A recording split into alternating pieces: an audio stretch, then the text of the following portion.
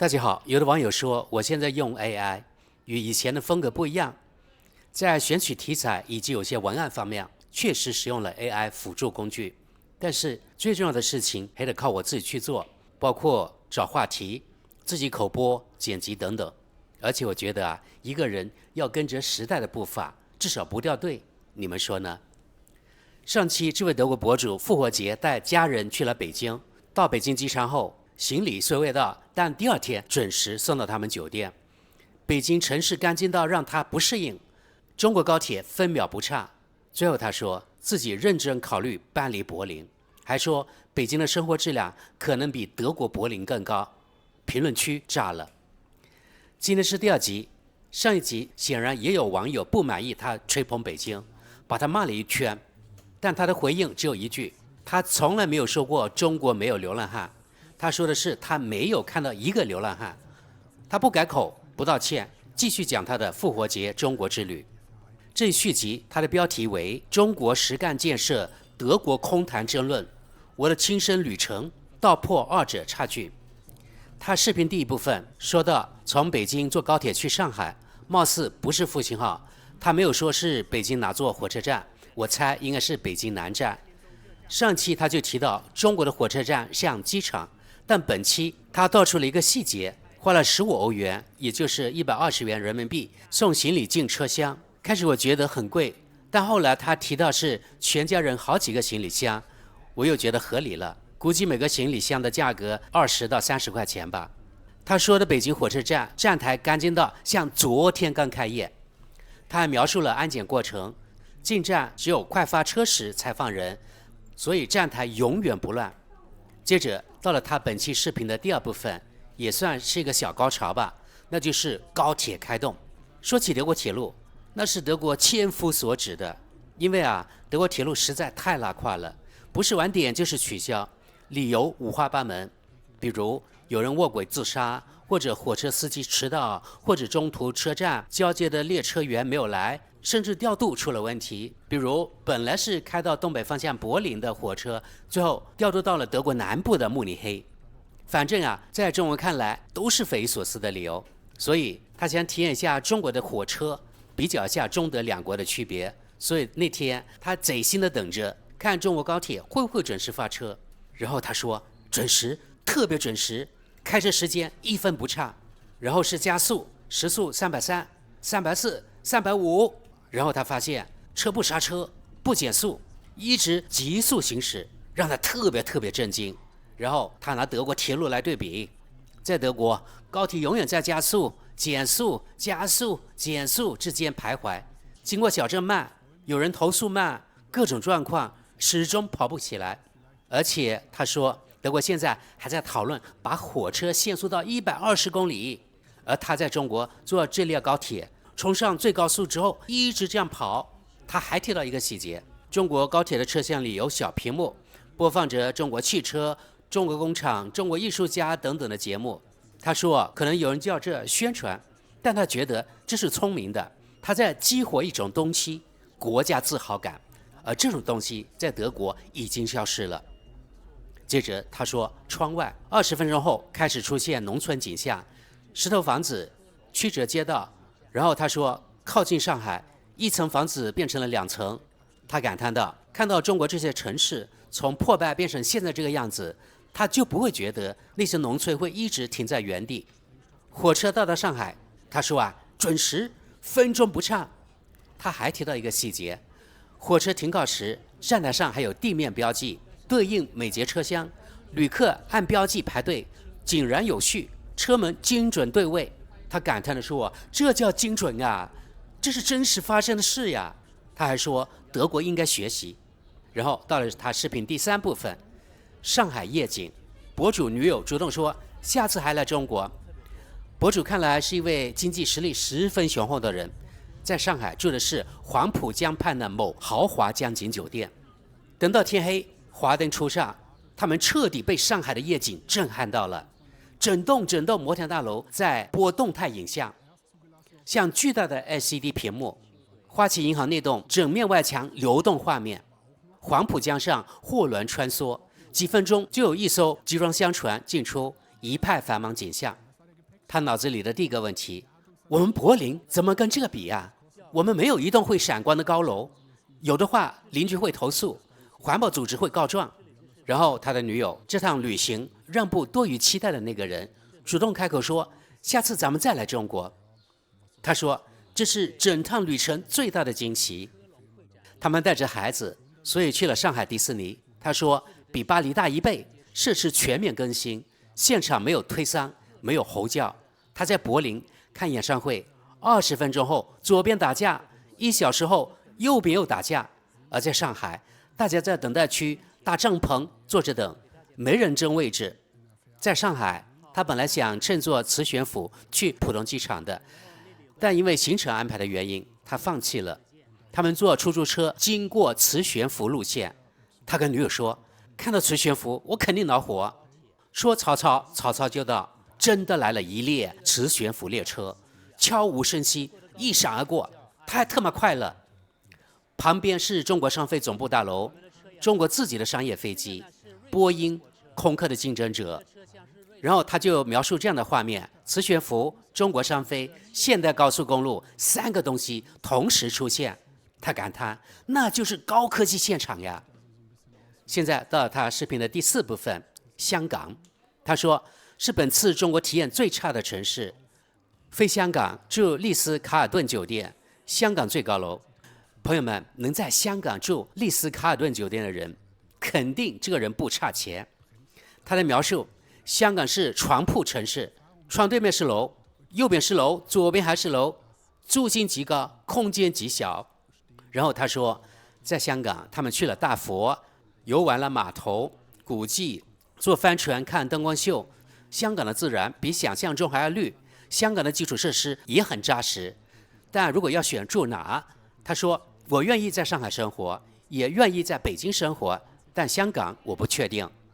最后到了他视频的第5部分，讲述在一家餐厅吃饭，喝了一杯酒，还讲述了与一位当地的服务生的互动。这也是整趟旅程最重要的一幕。他说整趟旅行留给他印象最深的不是中国高铁，不是上海天际线，而是香港一家餐厅里的一个服务生。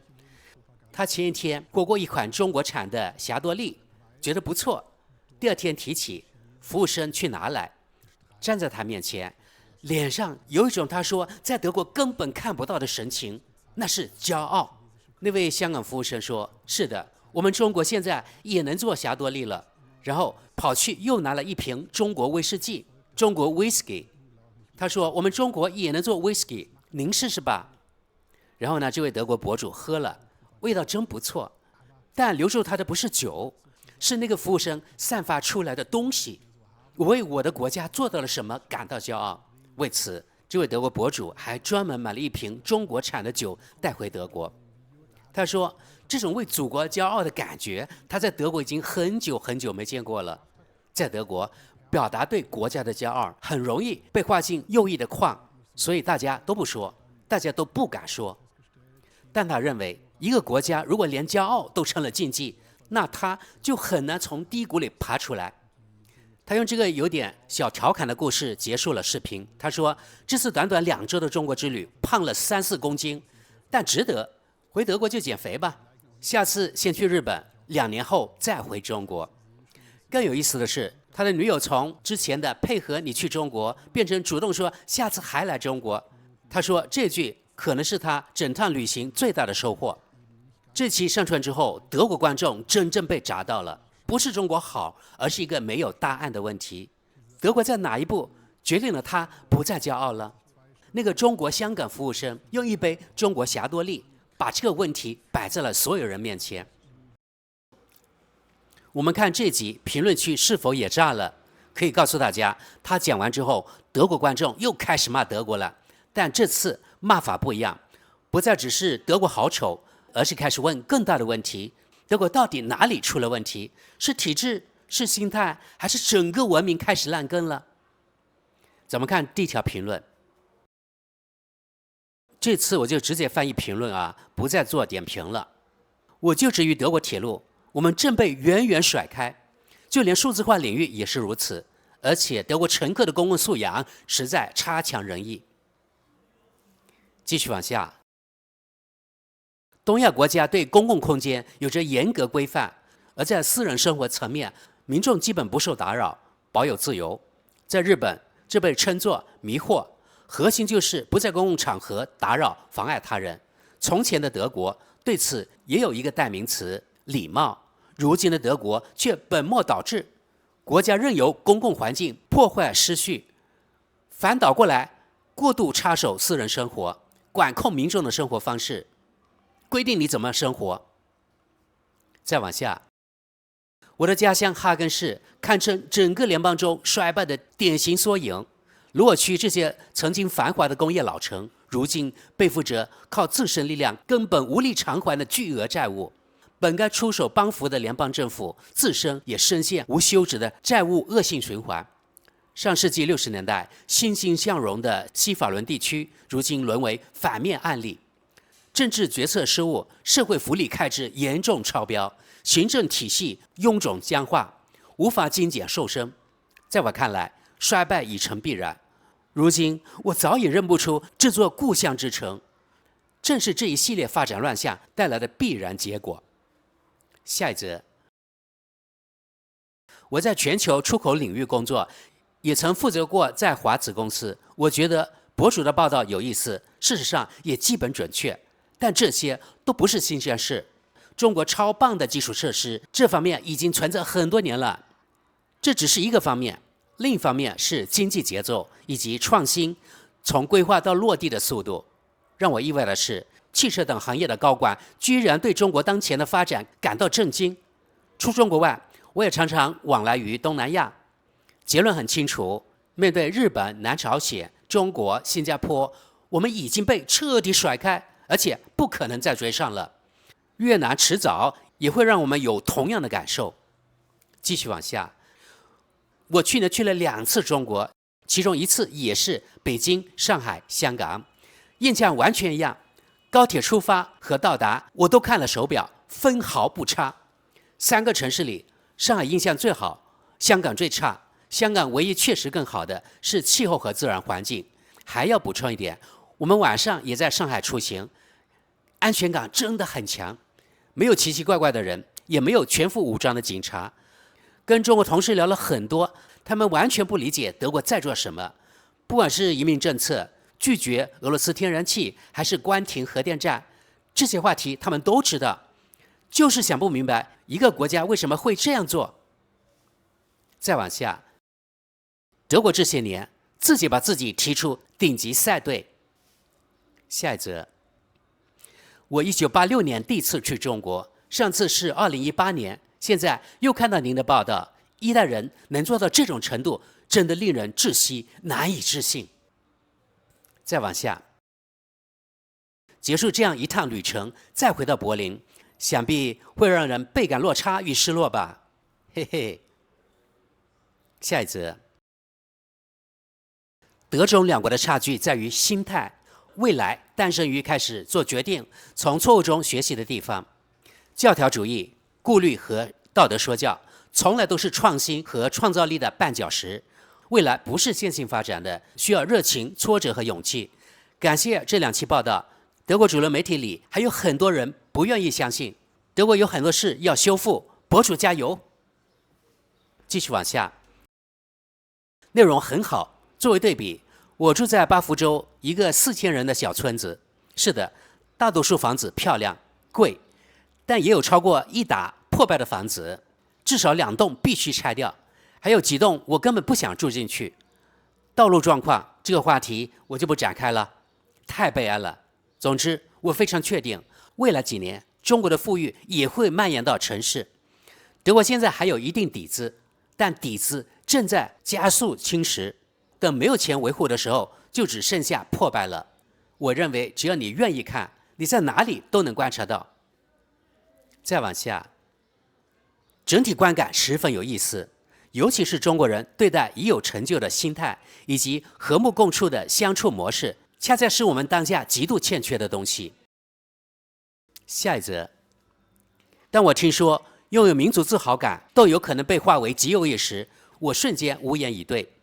但真正让我感到震惊的是，这种事就发生在如今的德国。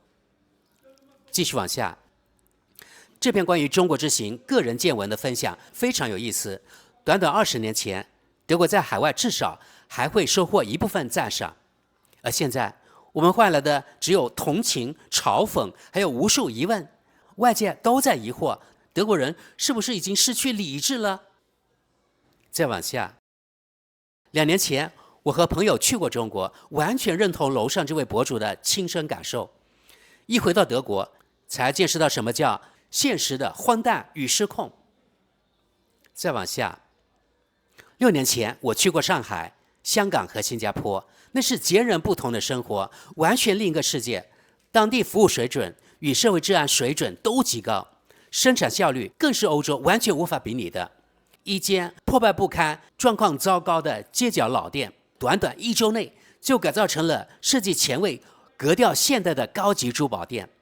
亲眼见证老旧空间重获新生，焕然一新，是种很棒的体验。来中国旅行体验完全不一样，非常值得推荐。旅途体验极佳，科技水平更是顶尖水准。旅行开阔眼界，走的地方越多，就越感慨。德国早已一步步走向衰败，落后掉队。今年3月，我短暂去过智利，当地环境的整洁程度也令我十分惊讶，餐厅的餐食品质也相当出色。说回亚洲与中国，我真心强烈推荐，这绝对不会是我最后一次到访那里。下一则，人们能为自己的成就感到自豪，但前提总得是真的做出了值得骄傲的成果才行啊！再往下，中国没有向全世界大撒币。下一则，中华民族是一个正在崛起的民族，可悲的是，我们却成了一个不断走下坡路、日渐衰败的群体。用不了多久，我们所有人都只能靠骑自行车出行了。再往下，非常感谢分享你的亲身见闻，内容太有意思了。我的一位同事去年也在中国收获了相似的震撼体验。他虽然只去了北京，但我听过他的讲述，看过他拍的照片，与德国的反差真的极大。身为德国人，亲眼目睹本国各行各业持续衰败，再看向其他蓬勃发展的新兴经济体，除了心生震撼，更多的是深深的无力感。在我看来，德国政客们做出的每一项决策都在损害本国民众的利益。国家的衰败像是刻意为之，甚至是被刻意促成的。再往下，推荐你下次旅行去重庆、成都和深圳。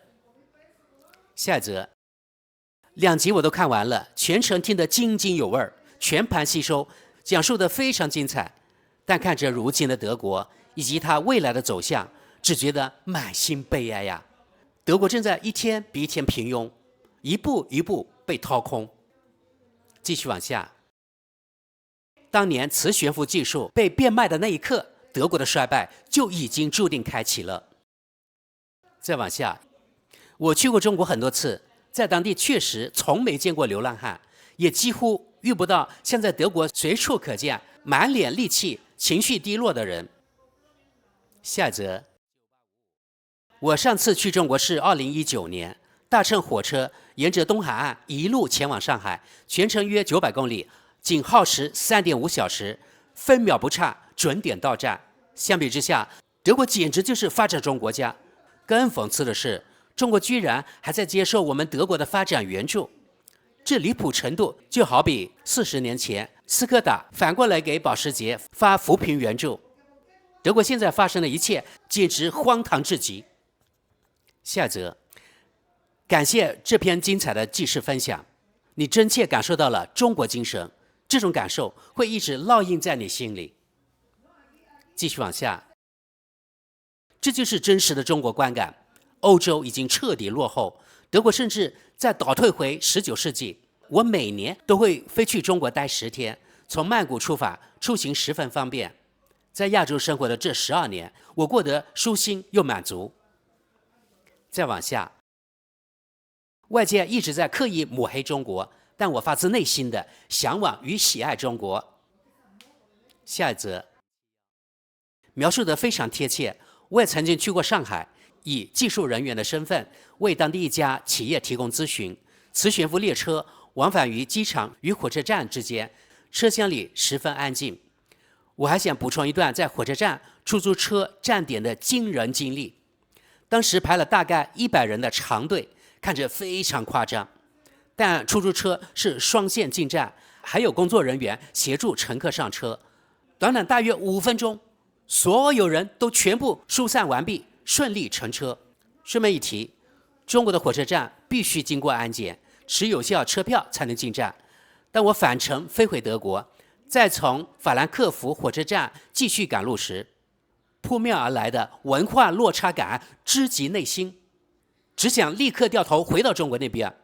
即便中国随处都有安检，但体验依旧完胜德国。再往下，在德国，人们只要能毫无差错地填好失业补助申请表，就值得沾沾自喜。话说的难听，但事实大抵就是如此。靠着纳税人的钱吃福利混日子的人永远排在最前面。奉行的信条就是知识就是力量，啥也不懂照样过日子。德国真的一步步沦为海地那样的国家，而德国的年轻人也越来越灵活变通。说白了就是拿着单程机票，只想逃离故土，远赴他乡。还好我已经没有多少未来可以煎熬了。下一则，还有一点绝不能忽略，中国的男女平等。很多女性会和丈夫一同在工地上务工，搬运建材重物。除此之外，中国还有数量庞大的女企业家群体，她们财力雄厚、独立自信，也不乏身边配有专职司机、豪车随行的年轻男友。嘿嘿嘿。下一则，非常感谢博主先生分享您中国之行这段极具价值的见闻。我认为，对于中国、俄罗斯、美国这类幅员辽阔的大国而言，城乡之间必然会存在发展差距。庞大的国土体量注定无法避免这一现象，关键在于民众的生活水平能逐年稳步提升，并且每个人都能切身感受到这种改善。但同时也不能回避客观事实，中国同样面临人口结构难题，老龄化持续加剧，也出现了一定程度的乡村人口外流现象。我愈发不确定，如今的德国与欧盟是否还适合当作衡量世界的标杆与参照。中国连同少数非欧美国家早已迈入完全不在一个层级的发展赛道。继续往下，我完全赞同，100%认同。我们2025年9月去过中国，经历一模一样。能在您的视频里重温同款旅行感受，真的太好了。再往下，就拿经典的米袋倒地这个典故举例来说吧。在中国乃至整个亚洲，米袋倒了，人们直接扶起来继续干活，下次就吸取教训，摆放稳妥，避免再倒。而在欧洲呢，米袋一倒，立刻一片哗然，接着官方层层调查，米袋凭什么会倒，然后火速追责，寻找责任人，严厉处罚。事件引发舆论愤怒后，各路政客与政党互相攻伐，扯皮数月，折腾半天，才终于有人想到最简单的办法，把米袋靠墙放牢，不就不会倒了吗？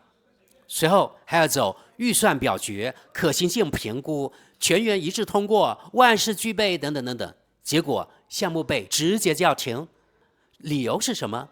某种25年才露面一次的稀有小虫刚好在那面墙筑巢。等到第二天，那袋米照样再次翻倒。下一则，过去40年，德国到底做出了什么值得骄傲的成就？是越来越多的亿万富翁，一件破败的基础设施，还是数字化原地踏步毫无进展，或是被不断克扣开支濒临崩溃的医疗与教育体系？身为德国人，我们凭什么为这样的社会自豪？人人只为自己冷漠利己，一旦你无法被资本压榨牟利，就会被其他底层同胞扣上无用寄生虫的帽子，遭人唾弃。可真正的寄生虫恰恰是奴役大众的上层群体。德国早已算不上一个团结的社会，只剩下一盘散沙，彼此割裂的个体。所有人的终极目标只剩立即捞钱。在这套经济模式里，无利可图的事永远没人做，一些刚需却不赚钱的公共服务勉强由国家兜底，可政府只要花钱办事，就会遭到全民抨击。最后，所有人又疑惑，国家为何停滞不前，毫无进步？答案很简单，一切都被你们交给了唯利是图的资本与个体。听着像老生常谈，但我们社会的疏离、撕裂与内卷，根源就是资本主义。早在100多年前，马克思就早已预言并剖析过这一切。下一则，我在上海亲自乘坐过那列从德国买来技术的磁悬浮列车，时速可达431公里。人家做事就是干脆利落、高效落地。可惜的是，当地所有宏伟的建筑与基础设施，大多都是由低收入务工人员，也就是当地所说的农民工修建而成。即便如此，那里的一切依旧令人震撼，叹为观止。继续往下，德国已经完了。我们看最后一条评论，难道核心优势的关键来源不正是共产主义制度与儒家文化的结合吗？首先体现在顶层规划层面，一项规划至少酝酿2年，并且会经过多轮上下沟通、层层意见交换。其次是教育领域，以核聚变研究为例，如今绝大多数相关工程师毕业于中国的教育体系，同时社会也会推崇集体成果，以此培养国民的成就感与民族自豪感。好的，朋友们，今天我们就以这条评论结束本期节目。德语区观众们现在确实到了不仅赞叹中国的成就与进步，吐槽德国自身问题，现在甚至到了反思德国制度问题了。好的，本期节目就到这里，感谢大家，咱们下期见。